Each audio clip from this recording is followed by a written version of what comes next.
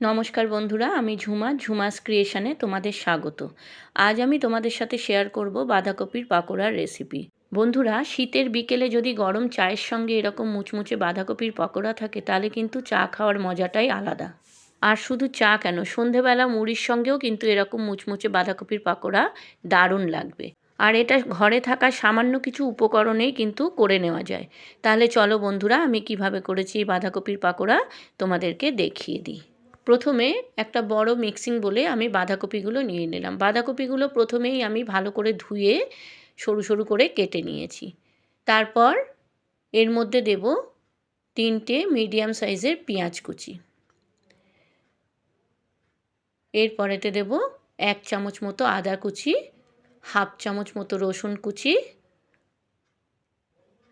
4-5টা কাঁচা লঙ্কা কুচি, হাফ চামচ জিরের গুঁড়ো, হাফ চামচ হলুদ গুঁড়ো, হাফ চামচ লঙ্কার গুঁড়ো,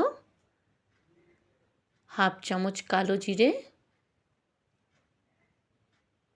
1 চামচ নুন আর 1 চামচ চিনি। তারপর দিলাম এতে 2 চামচ বেসন আর 2 চামচ চালের গুঁড়ো। এই চালের গুঁড়োটা দিলে কিন্তু পকোড়া মুচমুচে হয়। আর দিলাম একটা ডিম ফাটিয়ে। সব উপকরণগুলো দিয়ে আমি বাঁধাকপিটা ভালো করে মেখে নেব। আমি কিন্তু একটুও জল দেবো না, কারণ বাঁধাকপি থেকে জল বেরোবে। তোমরা চাইলে বাঁধাকপিটা আগেই নুন দিয়ে জল বার করে নিতে পারো, কিন্তু আমি এখানে জলটা বার করে নিইনি। আমি জল ছাড়াই একেবারে মেখে নিলাম। দেখো বন্ধুরা, বাঁধাকপিটা আমার মাখা হয়ে গেছে। এইরকম শুকনো শুকনোই মাখতে হবে। এইবার পাকোড়াগুলো ভাজবো, তার জন্য কড়াইতে আমি সর্ষের তেল দিলাম। তেলটা একটু বেশিই দিতে হবে। তেলটা গরম হয়ে গেলে আমি একটা একটা করে পাকোড়া এতে ছেড়ে দেব। আমার এই রেসিপিটা যদি তোমাদের ভালো লাগে বন্ধুরা, আমার চ্যানেলটাকে সাবস্ক্রাইব করে দিও, লাইক কমেন্ট শেয়ার করো, আর পাশে থাকা বেল আইকনটা প্রেস করে দিও, যাতে আমার ভিডিও আপলোড হওয়ার সাথে সাথে তোমাদের কাছে নোটিফিকেশান পৌঁছে যায়। আর পুরনো বন্ধুদের আমার অনেক ভালোবাসা আমার পাশে থাকার জন্য। যারা আমার চ্যানেলে নতুন এই রেসিপিটা দেখছো তাদের কাছে আমার অনুরোধ, আমার চ্যানেলটাকে সাবস্ক্রাইব করে আমার পাশে থেকে যেও প্লিজ। আমিও কথা দিচ্ছি তোমাদের পাশে থাকবো। পাকোড়ার একটা পিঠ ভাজা হয়ে গেছে, এবার উল্টে দিচ্ছি। মিডিয়াম ফ্লেমে কিন্তু পাকোড়াগুলো ভেজে নিতে হবে। হাই ফ্লেমে ভাজলে ভেতরটা কাঁচা থাকবে আর ওপরটা পুড়ে যাবে। তাই জন্য প্রথম থেকেই কিন্তু মিডিয়াম ফ্লেমে এটা ভাজতে হবে। তোমরা কে কোথা দিয়ে আমার এই ভিডিওটা দেখছো বন্ধুরা, কমেন্টে জানিও। আর রেসিপিটা কেমন লাগছে সেটাও কিন্তু কমেন্টে জানাতে ভুলো না।